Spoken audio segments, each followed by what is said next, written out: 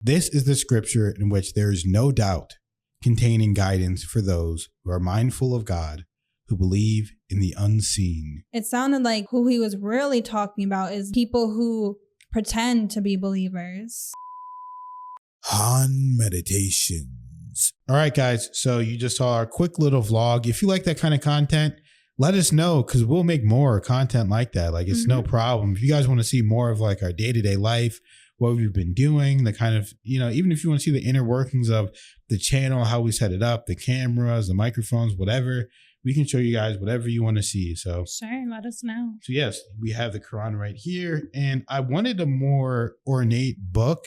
I really wanted a bigger one, but this was all they had. So I'm like, okay, I'll take what I can get. I would love to have one that has the Arabic text and then the English translation on the side, or something like line by line. But it was pretty surprising to see that this was the only book available at all of Barnes & Noble. And it's ours now. Yeah, it's pretty cool though, because it kind of gives context to some of the words that are in here, and I can just see the writings under and the explanations. So this is our first time reading the Quran. So, all right. So it says this surah is seen to be a precise table of contents of the Quranic message. It is very important in Islamic worship, being an obligatory part of the daily prayer, repeated several times during the day. So this is the prayer that every Muslim is supposed to repeat to our knowledge. So it says, in the name of God, the Lord of mercy, the giver of mercy.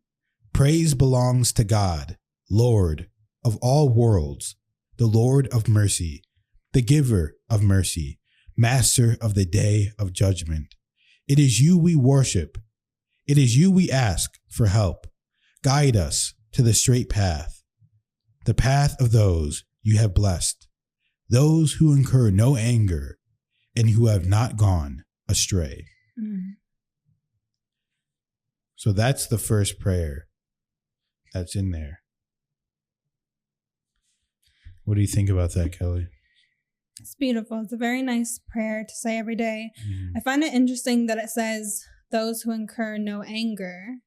So that's interesting because anger is such a low vibrational experience. And if you are feeling that, experiencing it, it's basically just going to block you from God, because with God is just love and all those high vibrational feelings. And it also goes to forgiveness. I'm not sure how much the Quran talks about forgiveness, but of course I know it's talked about in the Bible.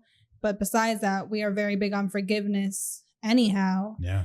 And forgiveness is a way of releasing those angers, because if you're just harboring, you basically are harboring anger if you have those grudges for someone. So I find that in particular is what it noted, that they have no anger.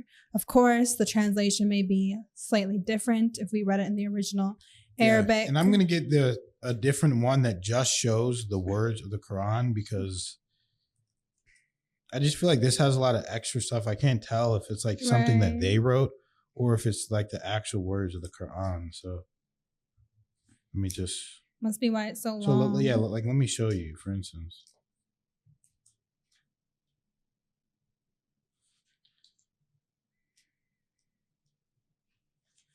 You see, it says the opening, and then it has this under it. Like, I wonder, is that something they wrote?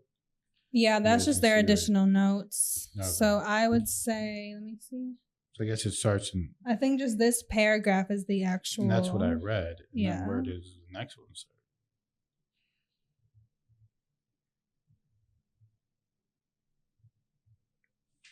So the text that's not in italics, or is that what I'm trying to say? Yeah. And doesn't have the little numbers. I think that's the real text. These have little numbers and they're not in italics. Okay, but that's the real part, because this is the coordinating note to match with it. So like, what does that mean? Your finger out. So I can look at it. Oh my gosh. It says, in the name of God, the Lord of mercy, the giver of mercy. This is the scripture in which there is no doubt, containing guidance for those who are mindful of God, who believe in the unseen. And then it says,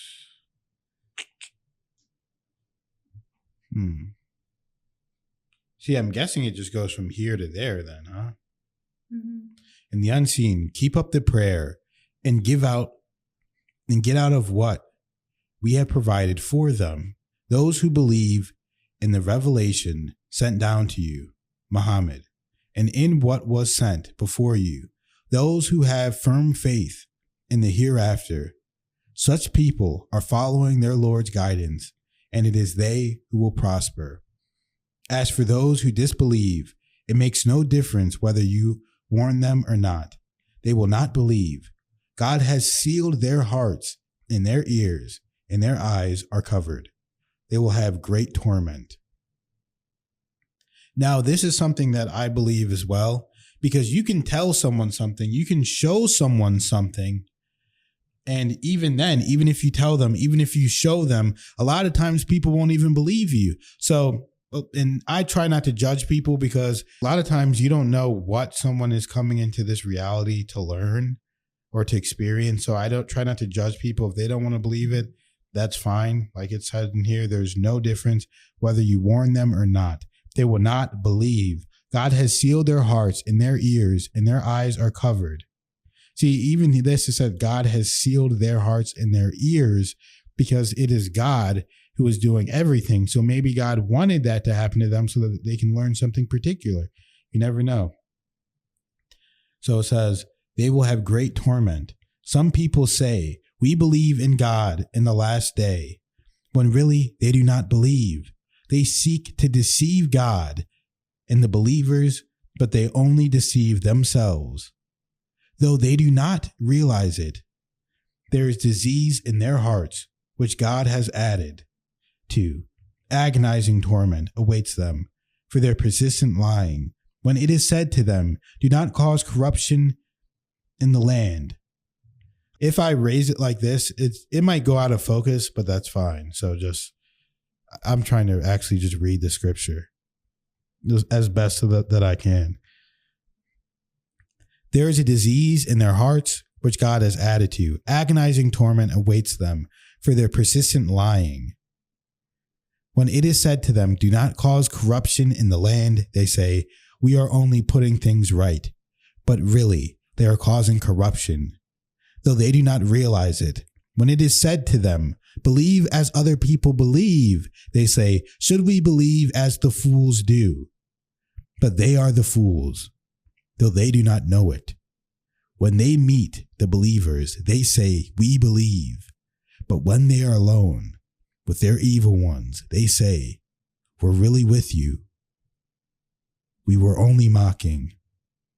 God is mocking them and allowing them more slack to wander blindly in their insolence.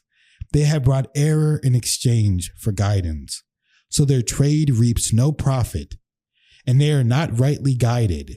They are like people who labor to kindle a fire. When it lights up everything around them, God takes away all their light, leaving them in utter darkness, unable to see, deaf, dumb, and blind. They will never return. Or like people who under a cloud burst from the sky with its darkness, thunder, and lightning, put their fingers into their ears to keep out the thunder claps for fear of death. God surrounds the disbelievers. The lightning almost snatches away their sight whenever it flashes on. Whenever it flashes on them, they walk on, and when darkness falls around them, they stand still. If God so willed, he could take away their hearing and sight. God has power over everything. People worship your Lord, who created you and those before you, so that you may be mindful of him who spread out the earth for you and built the sky, who sent water down from it, and with that water proceed things for the sustenance. Do not, knowing this, set up rivals to God. If you have doubts about the revelation we have sent down to our servant, then produce a single surah like it, and list whatever supporters you have other than God, if you truly think you can. If you cannot do this, and you never will, then beware of the fire prepared for the disbelievers, whose fuel is men and stones. Wow, I'll end it right there. There's more, but that's you can just feel the power and the information whenever you're reading this kind of knowledge, and this information is really important. It's interesting. Yeah, it feels ancient, wise, and it really does feel like it feels very similar to the Bible, but just has a different little spin on it. I like how it talks about the disbelievers, how it talks about basically don't really judge other people and because it said God blinded them. God made them deaf. Essentially, God could make them deaf. God could blind them, but essentially he allows them to see. He allows them to be their full self and allows them to live in their ignorance, essentially. True. So, yeah, that is very true, because if God allows these people to live like this, then who are we to try and force them into something if even God himself is not? Exactly. And also, to me, I can learn better if I actually read the text instead of only listening. But from what it sounded like it was who he was really talking about is more than just a disbeliever, but people who pretend to be believers and then in secret knowingly do evil things, or knowingly just know that that's not true in their heart, and just in front of certain people act like they believe, or for their own benefit, etc. But in reality, they don't really, and they're maybe doing evil things, bad things. And to me, again, I have to relook at it and actually read it with my eyes. But it seemed like that was like who really the message was for, a deeper level. No, you're absolutely right, Kelly. And you do learn better that way. But that is just our first time reading a passage. And I feel the energy. Like, people think this stuff is a joke. It's really not. I can feel a higher vibratory plane. I can feel energy from just reading that passage. And a lot of times you have to find the, not necessarily hidden, but I'm just using that, the hidden meaning of the words that are written in here, because it was written so long ago, and the translation might not even be one-to-one. So you kind of have to use your own guidance, your own connection to God to really lead you to what is being spoken, because two people can hear the same thing and think very differently about it. So it's awesome, and we're going to continue reading it. If you guys like this stuff, if you want us to continue reading it and reading it on the channel and saying what we think about it, then yeah, we can go through the whole book and read the whole book on the channel and talk about what we feel and what it's like. If you guys want to see something like that, just let us know. So thank you guys for watching. We love you all. We support you all. Let God be with you. Peace be upon you all. Thank you. We'll see you in the next video.